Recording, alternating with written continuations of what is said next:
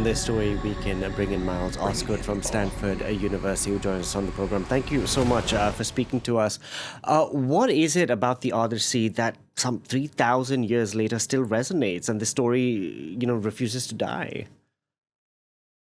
Well, thanks for having me on. I mean, I think the thing to remember with the Odyssey is that it is already itself an adaptation for its own modern time. That's in fact how Emily Wilson renders it. Tell the story again for our own modern time. So it's been doing this kind of work of making itself relevant to new generations ever since it took material from 400 or 500 years ago, the Trojan War, and updated it for the 8th century BCE. It knew how to talk to an audience that had been, as a Greek culture, part of a victorious set of battles, and also the victims of the Dark Ages, If you had to, and had lost a lot of ground. if Yeah, you go had ahead. to explain to someone who has never read the Odyssey why they should care about it today, what would you tell them? Well, so for one thing, it's a really compelling post-war story. It's a story of how the Middle East and the Mediterranean descends into a kind of chaos, and how Odysseus witnesses that and participates in it as a sailor going from port to port. How we tidily sometimes put dates around certain wars, or declare ceasefires, or declare eras of peace, but that's not how it looks on the ground for people who are enslaved, displaced, who are veterans. And that, I think, accounts for a lot of the relevance of this movie today and some of what Nolan's trying to say to a present audience. And it's why the poem is so compelling, even 3,000 years later. What do you make of some of the historical inaccuracies in the film? So I'm not too worried about the mixing up of different myths. If you look at Homer's own world, it's already deemed, I think, by scholars to be a very eccentric take on the gods, on the Mediterranean. It shows a very diverse view of not just the Mediterranean, but the Middle East and Africa. Odysseus goes all over the place, as do the gods, and we see a very diverse world. Homer is compiling different aspects of culture from history as the poem is passed down to him through other bards. Mm. So I'm not too worried about that with regard to the film. The question is whether the story succeeds on its own merits in terms of its own vision. And what do you think of the film?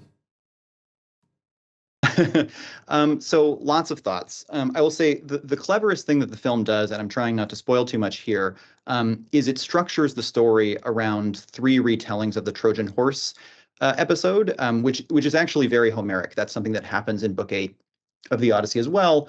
And it ends by doing this very clever thing of putting together a major theme of the Odyssey, that is the theme of Xenia, of hospitality, of Zeus's law, as it's called in the film, with this Trojan horse episode, in a way that actually, in all the years that I've taught the poem and talked to students about it, I had never really thought to put quite together. So that's very clever. Mm. The question then, as I was saying before, is does the rest of the film build up to this appropriately? Do we see a character who was once clever and crafty and glory-seeking have a great fall to remorse and regret over something that he did that might have betrayed one of the key rules of civilization? And in some ways that succeeds, but in some ways it doesn't.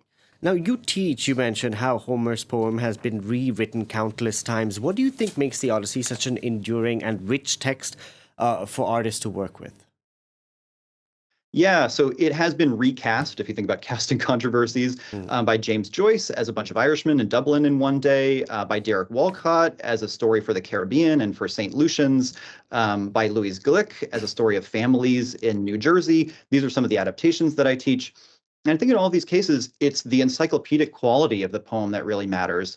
That it is a story of family and homecoming, a story of coming of age, a story of kind of global post-war conflict, and how that can create revolution and civil war Mm. long after the supposed Great War was fought.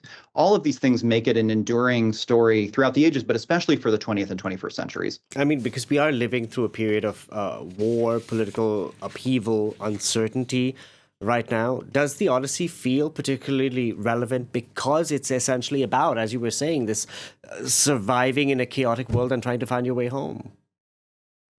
I think about some of the images that have been in this news segment, right? Images that are about siege and settlement and naval exercises and earthquakes that seem to be, sort of supernatural in their horror. All of these things are in the Odyssey. The Odyssey is capable of understanding that, and it has the scope of omniscience. It starts in Olympus, and it has the sirens at one point.